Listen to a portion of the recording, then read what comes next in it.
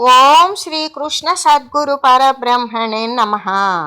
ఓం సచ్చిదానంద రూపాయ కృష్ణాయ క్లిష్టహారిణే నమో వేదాంత వేద్యాయ గురవే బుద్ధి సాక్షిణే. ఓం సశంఖ చక్రం సకిరీట కుండలం సపీత వస్త్రం సరసీరుహేక్షణం సహార వక్షస్థల కౌస్తుభశ్రియం నమామి విష్ణుం శిరసా చతుర్భుజం. శ్రీ మహాభాగవతం తృతీయ స్కందము. జీవుడు కాలపాశవశం చేత అప్పుడు కూడా భార్యాపుత్రులను పోషింపలేకపోయానే అని దిగులు పడుతూ ఉంటాడు. అతడు మరణావస్థను పొందిన సమయంలో అతి భయంకరమైన ఆకారం కలిగిన వారు, కోపముతో నిండిన దృష్టి కలిగిన ఇద్దరు యమదూతలు తన ముందు నిలిచి ఉంటారు. అలా నిలువుగా వారిని చూచి భయపడి మలమూత్రాలు విడుస్తుంటాడు. వారు మాయాపాశాలతో బంధించి లాగడం వల్ల శరీరంలో నుండి బయటకు వస్తాడు. అప్పుడు అతనికి యాతనా శరీరం అనేది ఏర్పడుతుంది. యమభటులు ఆ జీవుని బలాత్కారంగా లాగుతూ ఉండగా చాలా పొడవైనది, కష్టంగా ప్రయాణించదగిన మార్గంలో శిక్షకు సిద్ధమై వెళ్లే అపరాధిలాగా వెళ్ళుతూ ఉంటాడు. మాటి మాటికి మూర్చపోతుంటాడు. నరక మార్గంలో కుక్కలు పీక్కు తింటూ ఉంటాయి. యమకింకరులు భయపెట్టే గర్జనలకు మనస్సులో కలత చెందుతూ ఉంటాడు. శరీరం అంతా వణుకుతూ ఉంటుంది. పూర్వజన్మలో తాను చేసిన పాపకర్మలను అప్పుడు గుర్తు తెచ్చుకుంటూ ఉంటాడు అని చెబుతూ, అనుపమ క్షుతృష్ణలంతర్వ్యదల జేయ జంఝానిల జ్వల జ్వలన చండ భాను ప్రదీప్తి దత్తంబైన వాలుకామార్గానుగత తప్యమాన గాత్రుడై వీపుగసలచే నడువంగ వికలాంగుడగుచు మార్గమునందు నచట నచట జాల మూర్చిల్లుచు ఛాయాశ్రయ శూన్యమగు నీళ్ల మునుంగుచు లేచుచు మొనసి పాపారూపమై తమముచే నిరూఢుడగుచు వెలయ 99,000 యోజనముల దూరంబుగలయమ నగరమునకు భూనియమ భటుల్ గుంపోవబోవునంత అతనిని సాటిలేని ఆకలి దప్పులు లోపల బాధిస్తూ ఉంటాయి. బయట తీవ్రంగా గాలి వీస్తూ ఉంటుంది.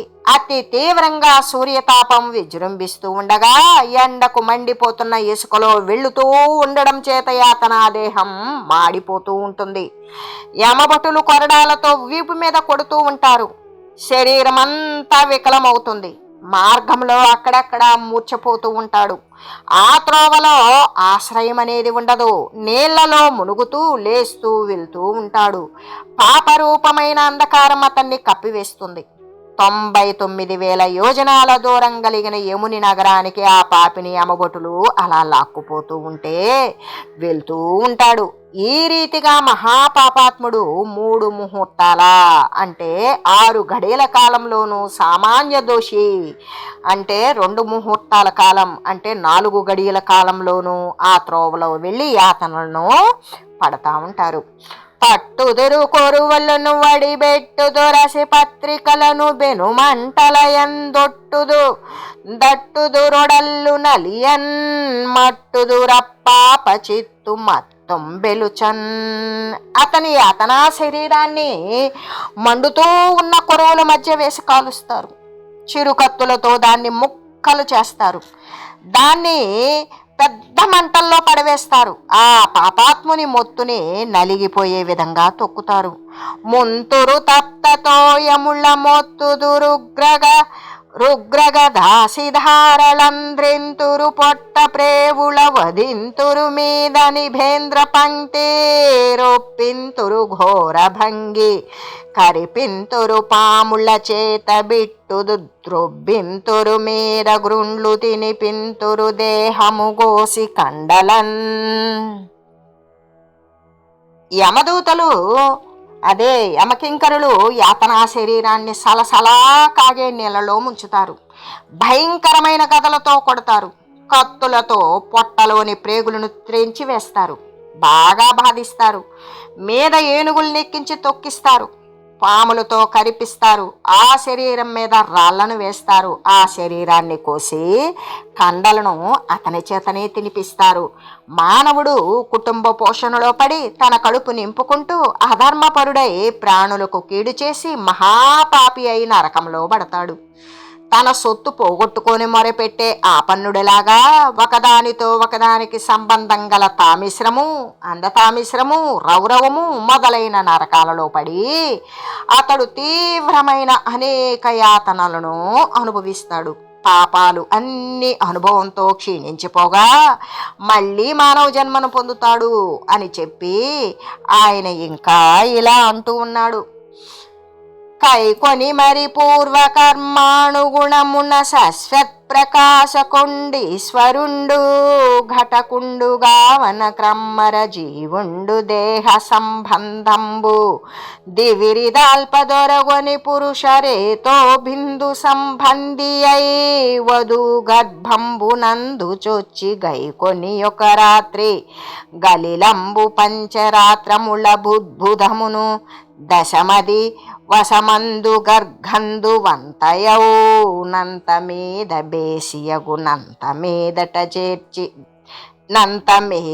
బేర్చియుండ కల్పమగునొక్క నెల మస్తకమును మాసయమలమైనను గర చరణములు బొడము. అమ్మా, జీవుడు తన పూర్వజన్మ కర్మను అనుసరించి శాశ్వత ప్రకాశకుడైన ఈశ్వరుడు ఘటించడం చేత మళ్ళీ శరీరాన్ని ధరించడానికి పురుషుని వీర్య కణాలతో కలిసి స్త్రీ గర్భంలో ప్రవేశిస్తాడు. ఒక రోజులో స్త్రీ శోణితంతో కలిసి కలిలమవుతాడు. 5 రోజుల్లో బుడగలాగా అది అవుతుంది. 10 రోజులకు రేగు పండులాగా గట్టిగా మారుతుంది. ఆ తర్వాత అది పేసి అవుతుంది. ఆ తర్వాత గ్రుడ్డు అవుతుంది. 1 నెలకు శిరస్సు ఏర్పడుతుంది. 2 నెలలు కాగా కాళ్ళు చేతులు ఏర్పడతాయి. 3 నెలలు అయ్యేసరికి ఆ స్వరూపానికి గోళ్ళు, వెంట్రుకలు, ఎముకలు, మరి లింగము అంటే శిశ్నము, ఛిద్రాదులు కలుగుతాయి. 4 మాసాలు కాగా శరీరంలో కొవ్వు మొదలైన 7 ధాతువులు ఏర్పడతాయి. 5వ నెల అయ్యేసరికి ఆకలి దప్పులు కలుగుతాయి. 6వ నెల అయ్యేసరికి శిశువును మావి ఆవరిస్తుంది. తల్లి కడుపులో కుడివైపు తిరుగుతూ తల్లి తిన్న ఆహారాదులతో శిశువు తృప్తి పడుతూ ఉంటాడు. ఆ శిశువులో ధాతువులన్నీ పెరుగుతూ ఉంటాయి. నానావిధ సూక్ష్మక్రిములతో నిండిన మలమూత్రాల గుంటలో పడి తిరుగుతూ ఉంటాడు. అందులోని క్రిములు శరీరాన్ని అంతనూ కుడుతూ ఉంటాయి. ఆ బాధతో బిడ్డ మూర్ఛపోతూ ఉంటాడు. తల్లి తిన్న కారము, చేదు, వేడి, ఉప్పు, పులుపు మొదలైన వాటి రసాలు అధికంగా వాటితో ఆ శరీరం తపిస్తూ ఉంటుంది. మావి కప్పివేయగా దానికి బయట ఉండే ప్రేవులతో కట్టుబడి ఉంటాడు. తల్లి కడుపులో తలమోపుకొని వీపు, మెడ, పొట్ట ముడుచుకొని ఉంటాయి. అందువల్ల తన శరీరం కదిలించలేడు. పంజరంలోని పక్షిలాగా ఉంటాడు. భగవంతుడు అనుగ్రహించిన జ్ఞానంతో పూర్వజన్మలో చేసిన పాపాలను గుర్తు తెచ్చుకుంటూ నిట్టూర్పులు విడుస్తూ ఉంటాడు. ఆ ప్రదేశంలో శిశువుకు ఏ సుఖము కలుగదు. తరువాత 7వ నెలలో కొంత జ్ఞానం కలుగుతుంది. చేష్టలు కలుగుతాయి. తల్లి కడుపులో ఉండే మలంలోని క్రిములకు సోదరుడై ఒక చోట నుండక అటు ఇటు తిరుగుతూ ఉంటాడు. ప్రసూతివాతంతో బాధపడుతూ ఉంటాడు. అప్పుడు భగవంతుణ్ణి కూడా అర్థిస్తూ ఉంటాడు. దేహంలో ఆత్మను దర్శిస్తూ ఉంటాడు. మళ్ళీ గర్భవాసం కలుగుతుందేమో అలా కలగకుండా ఉండేలాగా భగవంతుని ప్రార్థిస్తూ భయపడుతూ ఉంటాడు. 7 ధాతువులు బంధనాలుగా అతనికి ఉంటాయి. దోసిలొగ్గి దీనమైన ముఖంతో జీవుడు తనను మాతృగర్భంలో ఉండమని నియమించిన సర్వేశ్వరుణ్ణి ఇలా స్తుతిస్తాడు. అనయమును భువన రక్షణమునకై స్వేచ్ఛానురూపమున బుట్టెడి విష్ణుని భయ విరహితమగు పదవన జయుగం భక్తి గొల్తు వారని భక్తిన్ లోకరక్షణ కోసమని ఎల్లప్పుడూ తన ఇష్టానుసారం అవతారాలు ధరించే శ్రీహరిపాద పద్మాలను భయరహిత స్థితి కోసం నిశ్చల భక్తితో సేవిస్తూ ఉంటాను. అంతేకాకుండా పంచభూతాలు లేని వాడనైనా మరి పంచభూత నిర్మితమైన శరీరం నన్ను కప్పివేస్తోంది. ఇంద్రియాలు, త్రిగుణాలు, శబ్దాది విషయాలు కలిగిన చిదాభాసుడినే నేను. ఎవ్వడు నిఖిల భూతేంద్రియ ఎవ్వడు నిఖిల భూతేంద్రియమయమగు మాయావలంబన మహిత కర్మ బద్ధుడై వర్తించు పగిది దందహ్యమానంబగు జీవ చిత్తంబునందు నవికారమై శుద్ధమై అఖండ జ్ఞానమున నుండు వానికి ముఖ్య చెరుతునకు నకుంఠిత శౌర్యునకు పరంజ్యోతికి సర్వజ్ఞునకు కృపా శాంతమతికి గడగియు ప్రకృతి పురుషుల కంటే పరముడైన వానికి మ్రొక్కెదా నస్మదీయ దుర్భరోదగ్ర భీకర గర్భ నరక వేదనల జూచి శాంతిగా వించు కొరకు. శ్రీహరి సమస్త భూతాలు ఇంద్రియాలమయమైనటువంటి మాయను ఆధారం చేసుకుని కర్మబద్ధుడైన వాడులాగా ఉంటాడు. తాపత్రయంతో బాగా దహింపబడే జీవుని చిత్తంలో ఆయన ఎలాంటి వికారాలు లేని శుద్ధమైన అఖండ జ్ఞాన స్వరూపంగా ఉంటాడు. ఆయన చరిత్ర ప్రధానమైనది, పరాక్రమం మొక్కవోనిది. ఆయన పరంజ్యోతి రూపుడు, సమస్తము తెలిసినవాడు. దయ శాంతము ఆయన మనసులో ఉంటాయి. ప్రకృతి పురుషుల కంటే కూడా పరముడు అయిన శ్రీహరి నేలపడే భరింప వీలుగాని మాతృగర్భం అనే భయంకర నరక వేదనలను చూచి వాటిని శాంతింపజేయటానికి ప్రణమిల్లుతూ ఉన్నాను అని తెలియజేస్తూ, అయితే ఇక్కడ వ్యాస భాగవతంలో అయితే ఈ జీవుని యొక్క స్తుతి వరుసగా 10 శ్లోకాలలో ఉంది. అదే తెలుగులో అయితే అందుకు కొంచెం భిన్నంగా ఉన్నది. దానిని గురించి ఇప్పుడు తెలుసుకుందాం. ఆనవుడు సుతునకు జనని ఇట్లను దగ మహితాత్మయవ్వని మాయ చేత ఘనమోహులై గుణకర్మ నిమిత్త సాంసారిక మార్గ సంచారములను ధృతిసెడి ఎలసియే దిక్కు నెరుంగక హరిపద ధ్యానంబునాత్మ మరచియుండు వారలకు నే యుక్తియు నమ్మహాపురుషుననుగ్రహ బుద్ధి లేక తద్గుణ ధ్యాన తన్మూర్తి దర్శనములు గోచరించుట ఎట్లు నాకును ప్రబోధ కలితముగ బల్కు మనవుడు గపిలుడని నంభతోడను సుగుణ కదంబతోడా. అయితే అప్పుడు ఆ భయంకరమైన నరక వేదనలను చూచి వాటిని శాంతింపచేయటానికి శ్రీహరికి నేను ప్రణమిల్లుతూ ఉన్నాను.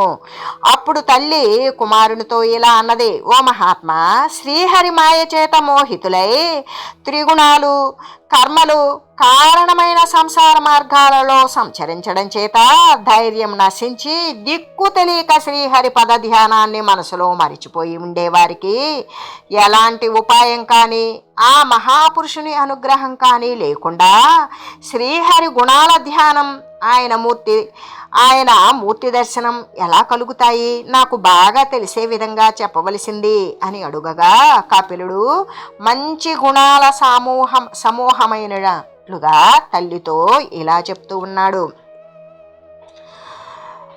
ఆమె దేవహూతి మంచి గుణాల సమూహమైనటువంటిది దేవహూతి. ఆమెతో కపిలుడు ఈ విధంగా అంటూ ఉన్నాడు. అలాంటి శ్రీహరి కూడా భూతకాలము, భవిష్యత్తు కాలము, వర్తమానాలు అనేటువంటి ఈ 3 కాలాలలోనూ చరాచర ప్రాణుల్లో కూడా అంతర్యామిగా ఉండడం చేత జీవుల కర్మ మార్గంలో ప్రవర్తించేవారు తాపత్రయం తొలగటం కోసం ఆయనను సేవిస్తారు అని చెప్పి ఇంకా ఇలా అన్నాడు.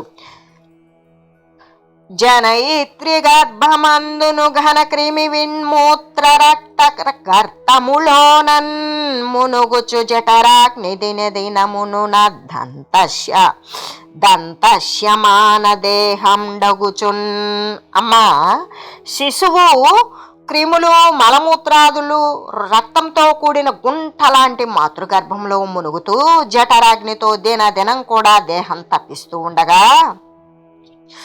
దీనవదనుడగుచు దేహి దేహంబు వలన నిర్గమింపదలచి చనిన నెలల నిన్ని కొనుచు నెలకొని గర్భంబు వలన వెడల ద్రోయువారు గలరే. దీనమైన ముఖంతో ఈ శరీరం నుండి బయటపడగోరుతూ ఉంటాడు. తాను అంతకుముందు ఆ గర్భంలో ఉన్న నెలల్ని లెక్క వేసుకుంటూ నన్ను ఈ గర్భంలో నుండి బయటపడేసేవారు ఎవరైనా ఉన్నారా అని అనుకుంటూ ఉంటాడు.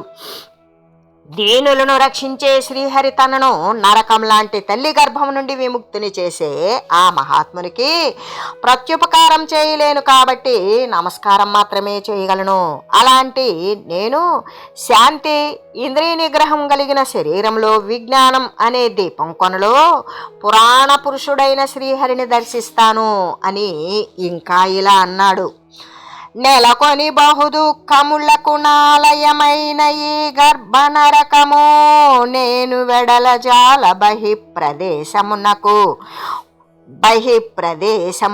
వచ్చిన ననుపమదేవ మాయా విమోహితాత్ముడనై ఘోరమైనట్టి సంసార చక్రమందును పరిశ్రమణశీలినై ఉండవలయుదానదిగాక గర్భంబునందుండు శోకంబునపనయించి నా ఆత్మకనయంబు సారథి అయిన ఎట్టి రుచిర విజ్ఞానమున దమో రూపమైన భూరి సంసార సాగరోత్తారణంబు చేసి ఈ ఆత్మ నరసి రక్షించుకుందు.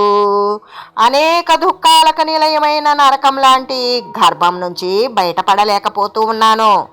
ఎలాగో ఒకలాగా బయటికి వచ్చినా అసామాన్యమైనటువంటి దైవమాయతో మోహితుడనై భయంకరమైన సంసార చక్రంలో గిరగిరా తిరుగుతూ ఉండాల్సిందే కదా. అంతేకాదు ఇంకా నేను గర్భవాసం వలన కలుగుతున్న శోకాన్ని పోగొట్టుకుంటాను. ఆత్మకు సారథి అయిన తేజోవంతమైన విజ్ఞాన సహాయంతో అజ్ఞాన రూపమైన మహాసంసార సముద్రాన్ని దాటి ఆ ఆత్మను రక్షించుకుంటాను.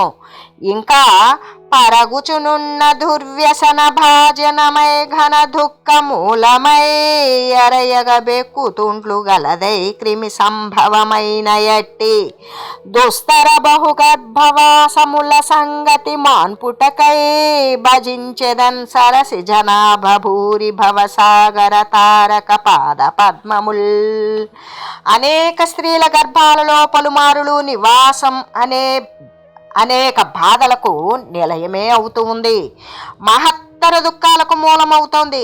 చక్కగా పరిశీలిస్తే ఇందులో అనేక లోపాలుంటాయి. ఇది క్రిములతో పుడుతుంది. దీన్ని పోగొట్టుకోవడానికి సంసార సాగరాన్ని దాటించే శ్రీహరి పాద పద్మాలను నేను సదా సేవిస్తాను.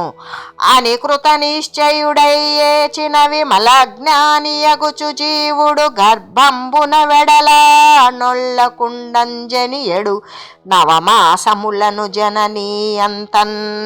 అమ్మా, ఈ విధంగా జీవుడు గట్టిగా నిర్ణయించుకుంటాడు. అలా నిర్ణయించుకొని ఉత్తమ జ్ఞాని అయి గర్భంలో నుంచి బయటపడకుండా 9 మాసాలు కూడా ఉంటాడు. అలా ఉండి 10వ నెలలో ప్రసూతి వాయువు ఆ దేహిని తల క్రిందుగా త్రిప్పి క్రిందికి నెట్టివేస్తుంది. ఆ సమయంలో శిశువుకు ఉచ్ఛ్వాస నిశ్వాసలుండవు. బాగా బాధపడుతూ ఉంటాడు. జ్ఞానహీనుడు. రక్తంలో మునిగిన దేహం కలిగి మలంలో ఉన్న పురుగులాగా నేల మీద పడి ఏడుస్తూ జ్ఞానం లేని జడునులాగా ఉంటాడు. తన ఉద్దేశాలేవో ఇతరులకు తెలియవు. వాళ్ళు పెంచితే పెరుగుతూ తనకు కావలసినవి ఏవి చెప్పలేడు. అనేకమైన కీటకాలతో నిండిన పక్క మీద పడి ఉంటాడు. ఒళ్ళు దొరదబుడితే గోక్కోలేడు. కూర్చోవటం, లేవటం, నడవటం చేయలేడు. తన శరీరాన్ని దోమలు, నల్లులు, ఈగలు మొదలైనవి కుడుతూ ఉంటే పెద్ద క్రిములతో బాధపడే చిన్న పురుగులాగా కదులుతూ ఏడుస్తూ ఉంటాడు. అప్పుడు అతనికి జ్ఞానమే ఉండదు. ఇలా శైశవంలో ఆయా పనులతో అనుభవాన్ని పొందుతూ ఉంటాడు. తరువాత పెరగడం మొదలవుతుంది. అంటే యవనానికి పూర్వపు వయసులో దానికి తగినటువంటి చదువు మొదలైనటువంటి బాధలు పడతాడు. తీరని కోరికలతో, తల్లిదండ్రుల చేత ఇబ్బందులతో, మరి ఉపాధ్యాయులతో ఇబ్బందులతో మొదలైనటువంటి బాధలు పడతాడు. ఇక యవనం అనేటువంటిది వస్తుంది. అది రాగా కావలసినవి లభించడానికి సాహసాలు చేస్తూ ఉంటాడు. పనికిమాలిన కోపం తెచ్చుకుంటాడు. పంచభూతాలతో ప్రారంభమైన దేహం మీద పలుమారులు కూడా నేను నాది అనేటువంటి అహంకార మమకారాలు అతనికి ఎల్లప్పుడూ కలుగుతూనే ఉంటాయి. వాటికి తగిన పనులు చేస్తూ ఉంటాడు. సంసారబద్ధుడై దుష్ట సాంగత్యం చేస్తూ కామము అంటే కోరికలపై ఆసక్తి, అనేక రకాలైనటువంటి ఆహార పదార్థాలపై ఆసక్తి కలిగి ఉంటాడు. అజ్ఞానం వలన రోషం పెరుగుతూ ఉంటుంది. వాటి ఫలితాలైనటువంటి బాధలను అనుభవిస్తూ ఉంటాడు. ఆ వయసులో కాముకుడై తన నాశనానికి కావలసినటువంటి పనులన్నీ కూడా చేస్తూ ఉంటాడు. జనయిత్రి సత్యంబు శౌచంబు దయయును ధృతియు మౌనంబు బుద్ధియును సిగ్గు క్షమయును యశమును శమమును దమమును మొదలుగా గల గుణంబులు నశించు జనులక సత్సంగమునని ఎరింగించి వెండియునిట్లను వినుము మూఢ హృదయులు శాంతి విహీనులు దేహాత్మ బుద్ధులు నంగనా మోహపాశ బద్ధకేళి మృగంబులు పగిదిదగలిగి పరవశ స్వాంతముల స్వచ్ఛభావులైన వారి సంగతి విడువంగవలయు నందునంగన సంగమము దోషమండ్రుగానా. అమ్మా, మంచివారిలో ఉండే సత్యము, స్వచ్ఛత, దయ, ధైర్యము, మౌనము, బుద్ధి, సిగ్గు, ఓర్పు, కీర్తి, శాంతి, ఇంద్రియ నిగ్రహం మొదలైన సుగుణాలు చెడ్డవాళ్లతో సాంగత్యం వల్ల నశించిపోతాయి అని చెప్పి కపిలుడు ఇంకా ఇలా అన్నాడు. అజ్ఞానపూర్ణ చిత్తులు, శాంతి లేనివారు, శరీరమే సత్యము అనుకునేవారు, స్త్రీ వ్యామోహం అనే పాశబంధం కలిగి ఆట జంతువుల వలె పరవశ చిత్తులై ఉంటారు. దయనీయులైన వారి సాంగత్యం వదిలేయాలి. పై వాటిల్లో కూడా స్త్రీ సాంగత్యం అనేటువంటి దోషం, అది స్త్రీ సాంగత్య దోషం అంటే అది చాలా పెద్దది అని పెద్దలు చెబుతూ ఉంటారు అని కపిల మహాముని తన తల్లి అయినటువంటి దేవహూతితో తెలియజేస్తూ ఉన్నారు. ఓం మంగళం శ్రీ కురుక్షేత్ర రణక్షోణి విహారిణే పార్థసారథి రూపాయ గీతాచార్యాయ మంగళం. ఓం మంగళం నమోస్వనంతాయ సహస్రమూర్తయే సహస్రపాదాక్షి శిరోరుబాహవే సహస్రనామ్నే పురుషాయ శాశ్వతే సహస్రకోటి యుగధారిణే నమః. ఓం శ్రీమతే నారాయణాయ నమః. శ్రీమన్నారాయణ చరణౌ శరణం ప్రపద్యే. హరి ఓం తత్సత్.